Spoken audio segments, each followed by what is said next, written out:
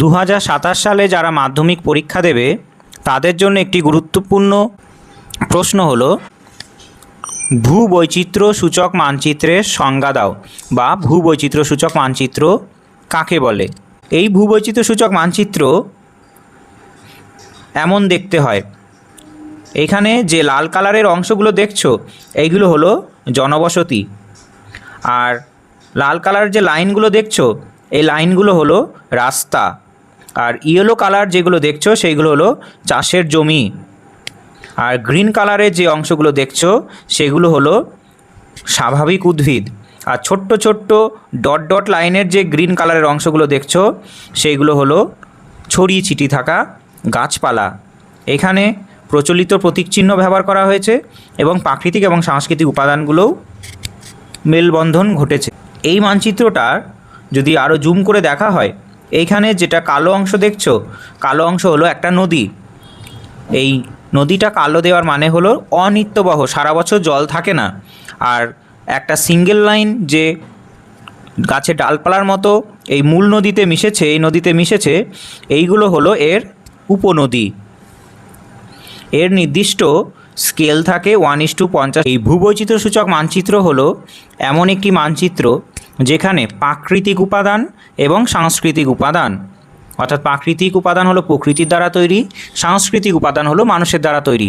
এই উপাদানগুলো নির্দিষ্ট রং, প্রতীক চিহ্ন, স্কেলের সাহায্যে নিখুঁতভাবে ফুটিয়ে তোলা হয় এই ভূবৈচিত্র্য সূচক মানচিত্রে। সংক্ষেপে একে টোপোম্যাপও বা টোপোশিটও বলা হয়। টোপোগ্রাফি যে শব্দটি সেটা গ্রিক শব্দ টোপোস থেকে এসেছে, যার অর্থ স্থান, এবং গ্রাফিয়া যার অর্থ অঙ্কন, অর্থাৎ কোনো নির্দিষ্ট স্থানের নিখুঁত চিত্রণই হলো ভূবৈচিত্র্য সূচক মানচিত্র। এর বৈশিষ্ট্য কী কী? বৈশিষ্ট্য হলো এটার একটা সুনির্দিষ্ট স্কেল থাকে, যেমন 1:50,000। 1 হলো মানচিত্রের দূরত্ব আর 50,000 হলো ভূপৃষ্ঠের দূরত্ব। আবার অন্য স্কেলও হতে পারে 1:2.5 লক্ষ। এই ভূবৈচিত্র্য সূচক মানচিত্রের আরেকটি বৈশিষ্ট্য কি? প্রাকৃতিক এবং সাংস্কৃতিক উপাদানের মেলবন্ধন থাকে, অর্থাৎ উভয়েরই অবস্থান এই মানচিত্রে দেখানো হয়।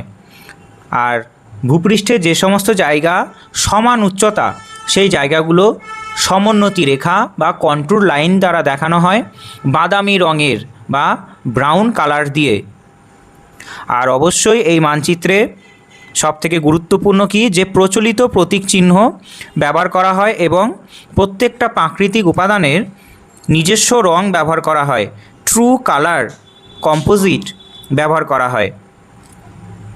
যেমন বসতির জন্য লাল এবং বনের জন্য সবুজ এবং নদীর জন্য নীল ব্যবহার করা হয়।